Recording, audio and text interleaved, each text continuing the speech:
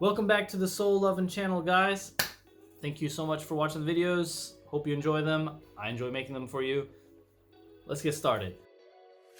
Today, we're talking about the ARC. Put that here. ARC, or Alien Registration Card, is the number one thing you will need to teach or live in Korea as a foreign citizen. I'm gonna block out some sensitive information there, but that's what it looks like. It's a little blue card. And this card allows you to do all the things that you need to do. Without this card, you can't do anything. You are stuck. You can't get a cell phone. Well, you can't get a plan for a cell phone, no number. If you can't get a phone number, that means you can't log into anything because everything requires you to have a phone number to log in. They identify you with your phone number, which is a little weird, but that's just what they do. You can't do any online shopping because you need to log in for online shopping. You can't prove that you're over 19 because you have no proof. So there's so many things that you can't do until you have this card. Why am I talking about this today? Well, I want to share a little story for all of you. Hopefully I can condense it and make it short. But it was rough the first time I came here to Korea, which is about, I think it's been 2 years now. Yeah, 2 years since I first came in March. When I first came here, I was not able to get this card right away because one of the prerequisites for getting this card, your bachelor's degree, to prove that you went to a 4-year university. I graduated and I was waiting for my bachelor degree to be sent to me. I was waiting for my official degree. But by the time I came here into March, I still hadn't received it. And I was waiting and my boss was waiting and really struggled to mention this or not. I technically worked here not officially. I don't want to use the other word, but not officially I was allowed to work here. That means all my payment was in cash because I had no bank account because I couldn't get one. Yeah, and this was for about 6 months. I worked at my first school for 6 months before I even got the visa. Because again, to get the visa to extend your visa for teaching here as well as getting the ARC, you need these forms. I had everything else. I was literally waiting for my bachelor's degree. My bachelor's degree wasn't officially released to me till April, and that was the online one. I needed the official document, and that wasn't being sent out till much later. So I'm still working in Korea okay, I'm technically not supposed to be here, but I don't have any other option right now other than to keep working. Meanwhile, I'm waiting for my dad in America to send me all the stuff because I was worried about if they tried to send it directly to me, he would get lost. So have it sent to my dad in America and then he would send it to me. Well, I got news from my dad that finally my bachelor's degree arrived and he was sending it to me. Great, this was in June. I'm waiting and waiting and waiting a month, and I'm thinking it shouldn't take longer than a month to send a paper, basically. And I messaged him and everything, and I asked him, hey dad, where's my documents? Where's the things I need to be able to prove that I can work here? And he told me that he swears that he sent it and everything. Eventually, he did get in contact with the post office, and my paperwork got sent to North Korea. Let that sink in a little bit. All of my documents, my bachelor's degree, my criminal background check, my all these things that are apostilled and notarized, was sent to North Korea.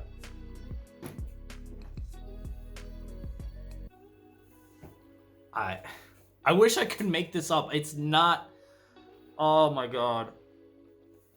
So, I mean, I did get my work. Like I did get my forms and everything, but I guess someone down the line in the U.S. Postal Service realized that it shouldn't be going to North Korea because my dad wrote the correct address. So there was some disconnect there, and someone was like, hey, I don't think this is going to North Korea. I think this is supposed to be going to South Korea. I don't know what that original person was thinking. I don't know why they put North Korea. But at the time, it was the most stressful event probably in my life that I can think of. Looking back to it now, it's very funny and it's a very good story to share with my friends. But luckily, I was able to get my forms and then start the process to get my visa. And then the school closed down. The school was going bankrupt, and I had to still get my ARC somehow because I needed to transfer to a new job because I still wanted to work here. I still wanted to teach English here and live in Korea, but the new job would not hire me until I had actually officially gotten my ARC. So I panic rushed to get everything done. Like, I had gotten my visa, I did a visa run, but I did that, and then I was waiting for some documents on my boss to bring to immigration, which was another nightmare. Oh my god. So my boss was impossible to reach. Like, I'd messaged her, called her, done everything to like get in contact with her because she had some forms that she had to give me that had contained some information like the official proof of my residence, some other documents that off the top of my head I can't remember the forms exactly, and she also had to sign them.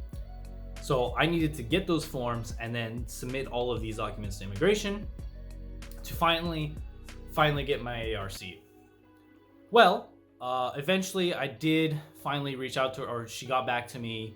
We met up, I got the forms, and like an idiot, I just assumed that everything was perfect. When I got home, I found out that she didn't sign any of the documents.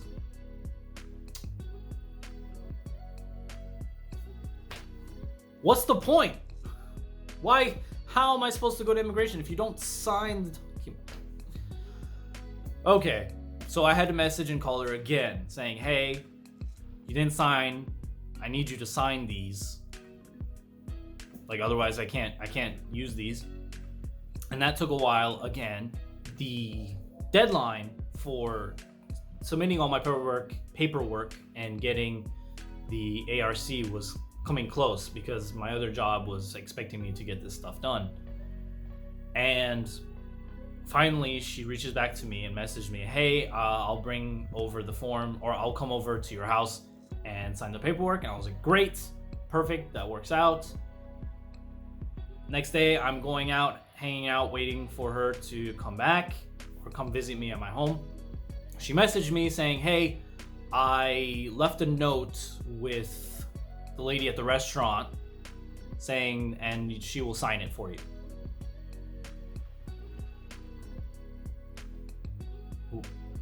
What? Excuse me? She went to some stranger that is working at the restaurant that is below my, or was below my apartment at the time, told this lady, hey, some guy who works for me is going to come by, he's going to bring some forms, and then I need you to sign them. Let that sink in, okay? Let that sink in. Again, my boss, director of an English kindergarten, who's supposed to sign these herself because she's the director, so that way I can get my ARC, doesn't come to meet me, doesn't bother to come see me, goes to some person that is not involved in this process, asks that person to write down some information and sign the form, and then leaves. And she tells me this, and I'm blown away. I'm so blown away at what is happening. So I go back. I go back. I go to the restaurant and I'm like, hey, did some lady come and tell you that I'm getting these forms signed? And she said yes. Just for a little background information, this lady did know who I was because I went there pretty frequently, so she knew who I was. But that doesn't mean she had to sign, actually technically forge signature for me. Like, sign the director's signature on a form for me to get my ARC. She had no reason to do that. She's not involved in this process and had no reason to do it at all. But she did. She was such a wonderful, nice person that she did this, because if I was in her position and someone told me that, I would tell them, no, I can't do that. You're supposed to do it. But she did.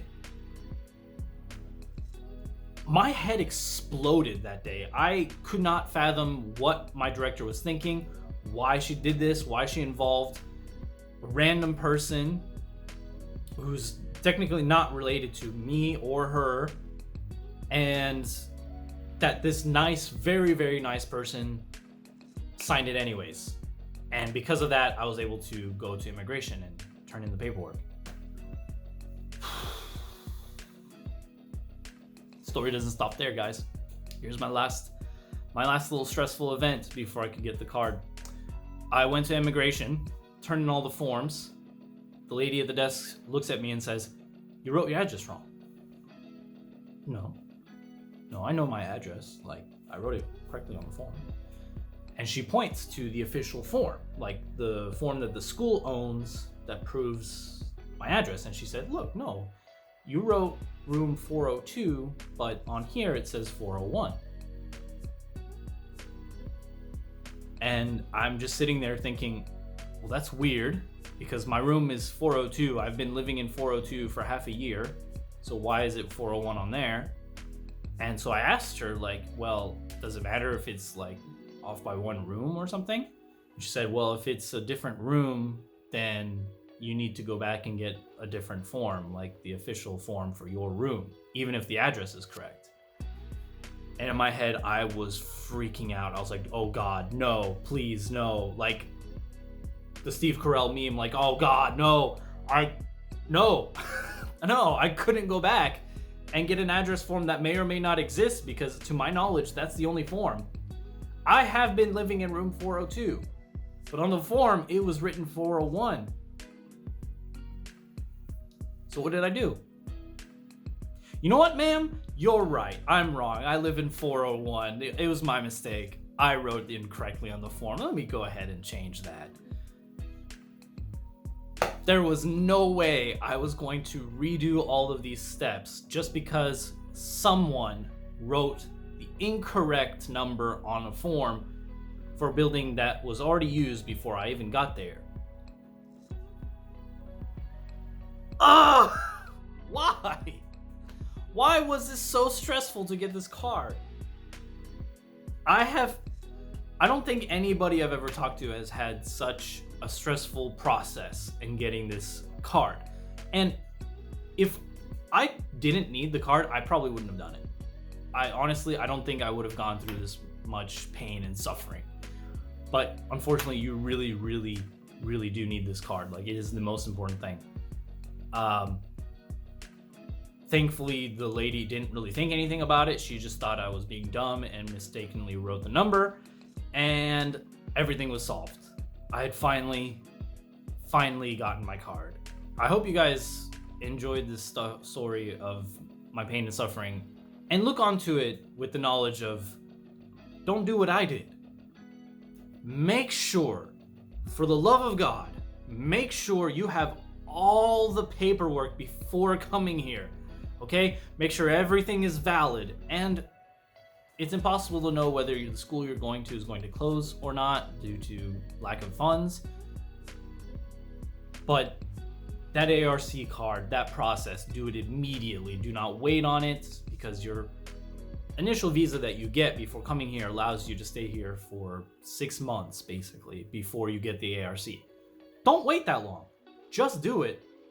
Make the appointment, get everything done, and you won't have to worry about anything like I did. Like I said before, the ARC is the one most important thing you're going to need when you get here. The process is usually not too bad, but in my case, it was a nightmare. It was a terrible, terrible nightmare. So I hope I've left you with some knowledge, or at least something funny to listen to. And yeah, I hope none of you experienced what I went through. So again, if anything, please get everything started before you get here. Don't wait on anything. All right. Hope you guys enjoyed. Look forward to the next video. Click that like button, subscribe. Also, maybe some of you haven't clicked the bell. There's like some bell notifying you when I upload my next video and everything. So yeah, I hope you guys enjoyed. See you next time.